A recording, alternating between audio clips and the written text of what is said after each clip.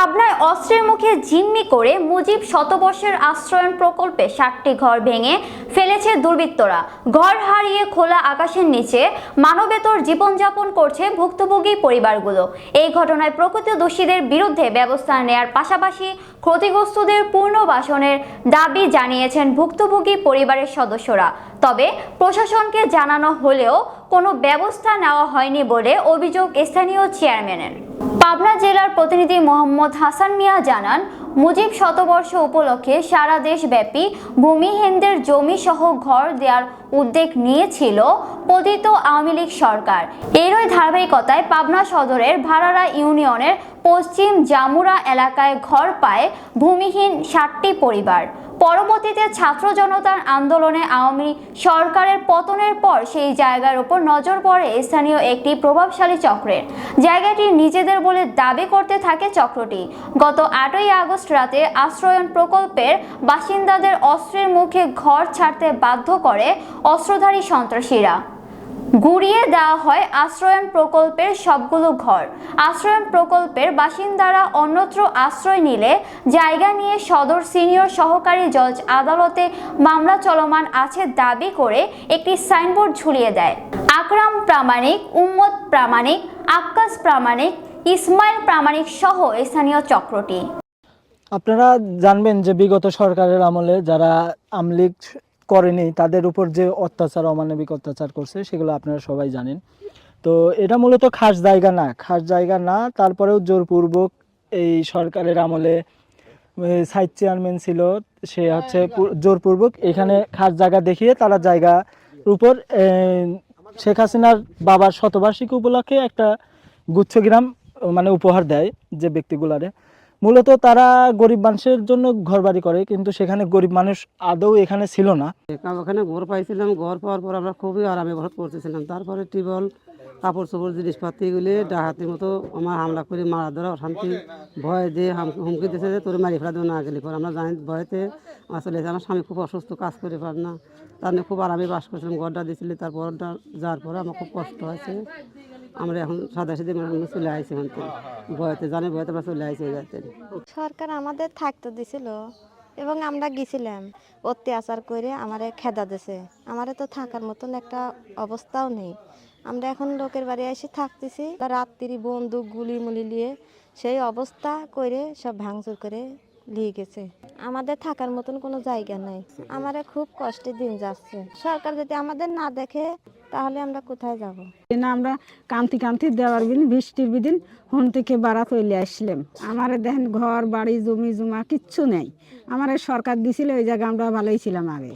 তারপর লোকজন আসি, জমিওয়ালারা আসি অত্যাচার করি আমারে তুলি দি, ভাঙচুর করে দি, সব জিনিস লিলি আমারে খেদা তুলি দিলে। আমরা গরিব মানুষ কান্তি চলে আসলাম। আমরা কেউ বাঁধে গেছি, কেউ আসি পড়ার জায়গায় লইছি। আমার ঘর বাড়ি কিচ্ছু নেই, আমার কোনো জিনিসও দেয়নি।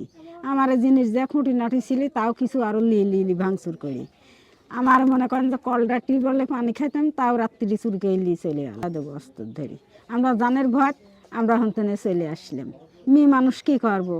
60টি ঘরের লোক ছিলাম, 60টি ঘরের লোকে আমরা দৌড়াদৌড়ি পাড়ি চলে আসলাম। আমার সেই কষ্ট বলতেছে আমার ঘর দিয়েছিলি, আমরা পরের বাড়ি কাজ কাম করে খাই, ওখানে আমরা কিছু আমরা বসত করবে জানি অত্যাকৃত করি খেদা দেখে আমরা জ্বালিয়েছিলাম সব লাহে মাহে দিয়ে খেদা দিছি। আপনি আমার সাথে সাথে কোন যে সরকার আমার করে ঘর দিছিলে? সরকার আমার সাথে আমার ঘর দিছিলে।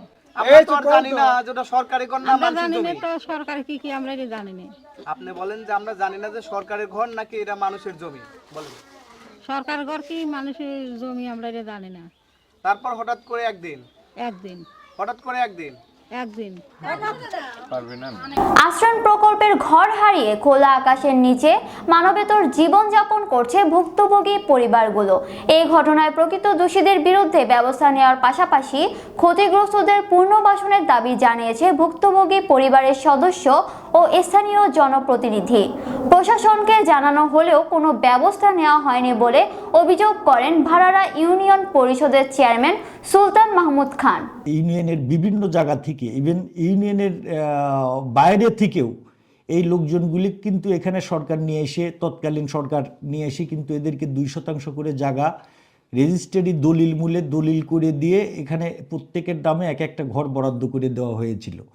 কিন্তু 5 তারিখে এই প্রেক্ষাপট পরিবর্তন হওয়ার সাথে সাথে 1 বা 2 দিন পরে থেকেই রাত্রিরে দুমদুম টিনের শব্দ, প্রথমে আগে তাদের পর সশস্ত্র হামলা হয়, তাদেরকে ভয়ভীতি দেখে 2-1 জনের হাতুড়ি পিটারি করে এদেরকে ওখান থেকে অবমুক্ত করা হয়। তারপর তৈরি হয় ওখানে তাণ্ডব, টিন ভাঙচুর, জানালা দরজা লুটপাট। সেগুলোর এক পর্যায়ে ইদানিং আবার দেখছি এখানে হ্যামার দিয়ে ইট বাইরে, সেই ইটগুলোও বিভিন্ন জায়গা অঞ্চলের বিভিন্ন জায়গা বিক্রি হচ্ছে। প্রতিটা স্টেপ বাই স্টেপ, প্রতিটা ঘটনা আমি আমার ঊর্ধ্বতন কর্তৃপক্ষকে অবহিত করেছি। তদন্ত করে দোষীদের বিরুদ্ধে ব্যবস্থা নেওয়ার পাশাপাশি ক্ষতিগ্রস্তদের পুনর্বাসনের আশ্বাস উপজেলা নির্বাহী অফিসারের। মালিকানার বিষয়ে সরকারি স্থাপনার ক্ষেত্রে অবশ্যই সরকারি সম্পত্তি বা জমিতে সেই স্থাপনা গঠন বা গড়ে উঠছে।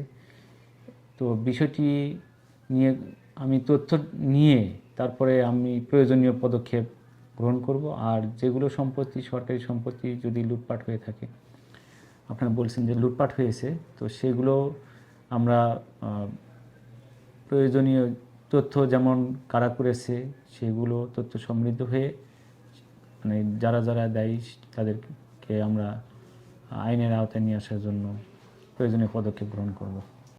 ইউনিয়ন পরিষদের সম্মানিত যে চেয়ারম্যান আছেন, ওনার সাথে কমিউনিকেশন আমাদের আছে, যে উনি যেহেতু লোকাল প্রতিনিধি হিসেবে কাজ করছেন, ওনাকে আমরা প্রয়োজনীয় পদক্ষেপ গ্রহণ করার জন্য ইনস্ট্রাকশন দিয়েছি যে তাদের পাশে দাঁড়ানোর জন্য। এছাড়া আমরাও প্রয়োজনীয় সহযোগিতার জন্য আমরা প্রস্তুত আছি।